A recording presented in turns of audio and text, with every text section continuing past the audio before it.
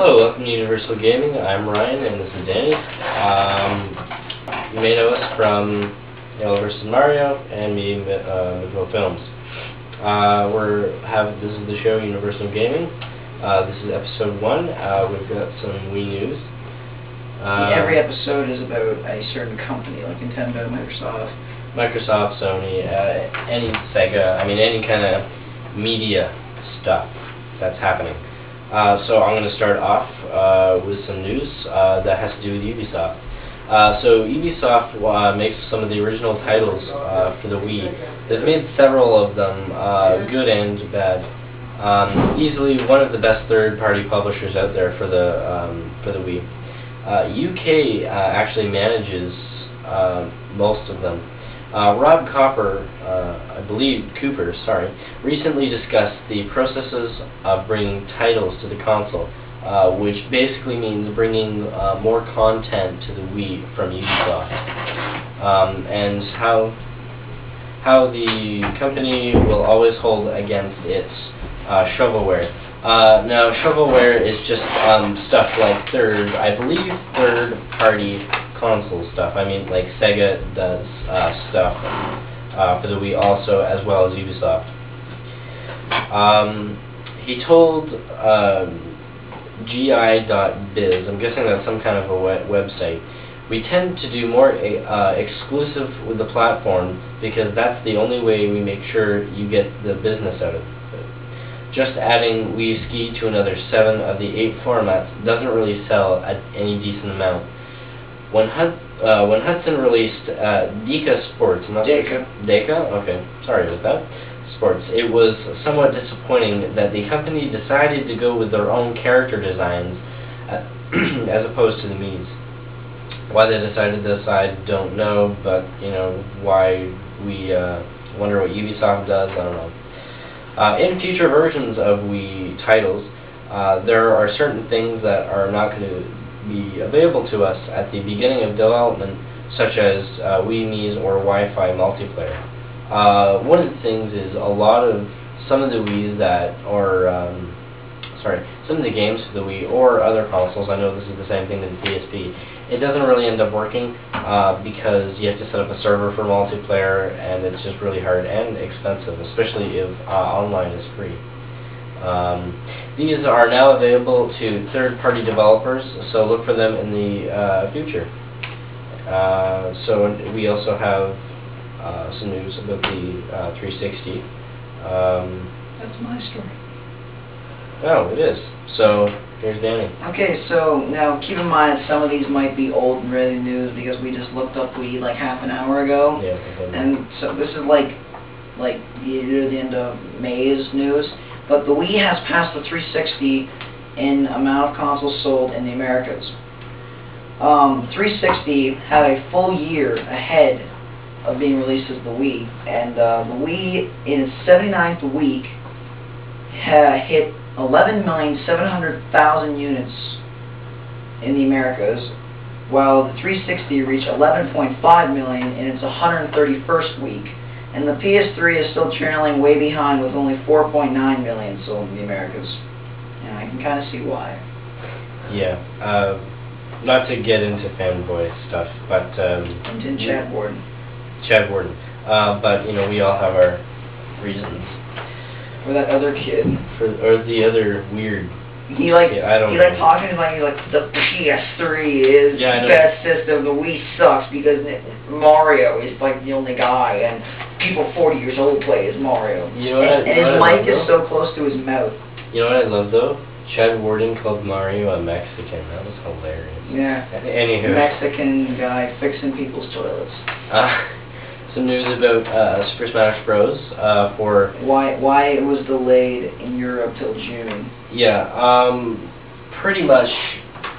We have this written down in complicated words, but I'm going to give it to you in words that people who speak English will understand.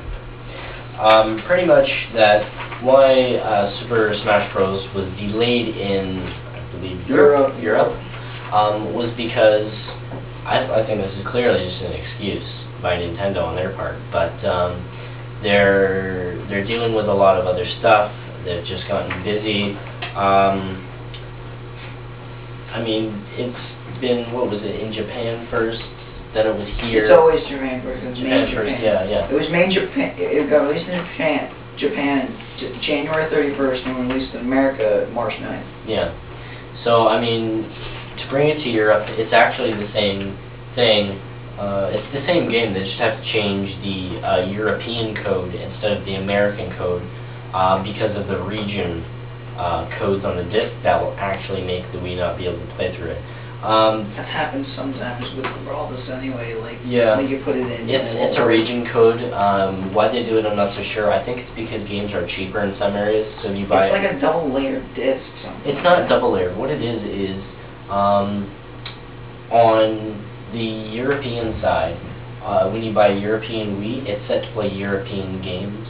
Yeah, I know that, but they also said like that the reason sometimes it won't work on Wii is got like a double layered thing. That's why it takes so much up memory. Yeah. Like a normal Wii game save file takes like 2 blocks. For all, it takes 128. Yeah. One thing they do though is, as well as the PS3, is they load data actually onto the Wii to stop load times. But I don't find that the Wii has many problems. But basically, they're just doing a lot of other things supposedly, and they're not yet to it.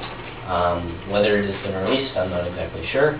I don't think it has. June 27th. June 27th is the rumored date. 5 days before Rock Band Wii comes out. Rock Band Wii, but it has not been. I believe it has not been confirmed as of this date. No, it has. That's the official release date. Is it the official? Okay. Yes. All right. It was official like when Brawl in America came out. Okay, correct. It is. Some of the news, Nintendo Laurent Fisher was recently asked by the official Nintendo magazine that the holdup has been a lengthy process. Pretty much, Why do we always have a delay for Smash Bros? You need to see it title by title. It's the same team, the same pool of teams. I do not understand that at all. Yeah, basically I just put it into you. That's actually a wrong page. That's part of Super Smash Bros. Anywho, no, too soon. That's what it was originally. Yeah, now I'm just in DS news. The introduction of gaming to Apple's iPhone could kill Nintendo DS success, claims a report in Forbes magazine. The article titled "Why Apple Could Kill the Nintendo DS" says that the iPhone's combination of motion sensing and touchscreen tech could leave it as more desirable format for both consumers and developers, which is actually true. Steve Jobs will likely launch a long-promised future dubbed Apple Store, which will let outside developers pour software into the iPhone wirelessly at the touch of a button. This just kind of goes on and on, but to put it short form, because I believe we're almost out of time. 20. Yeah, basically, the only way to do that, I don't even think the iTouch or iPhone even has the process to run DS games. I think it might. That's not what it's saying, is it? No, I'm just saying tech specs. Motion sensing and touchscreen. No. I'm talking about tech specs of the iPhone and the iPod Touch. It may or may not have the right processor. The only way to do that right now would be to download the DS ISO, which is the ripped game, and then have a jailbreaked iPhone or iPod Touch, which voids your warranty. Ubisoft, Electronic Arts, and Sega are already signed up to make games for the iPhone. So right now you'd have to jailbreak it, but later on, Ubisoft and other third-party developers will make it so you can put their games on the iPhone for most likely a higher iTunes price than maybe the actual game costs. I don't know, because it's over wirelessly. Okay, so is it the end of our show? I believe it is. Okay, so if you like this episode, check out our YouTube channels, Hillers and Mario and Mippo Films. Next episode, we will be doing Microsoft. We're going to try and do some Microsoft. I really want to do Sony, because there's actually good news on that. And we'll do Sony next. So episode 2, we will have Sony. Thank you for watching. Alright, and again, sorry for the first episode. It was kind of sloppy, but we did it in about half an hour. We'll see you guys later.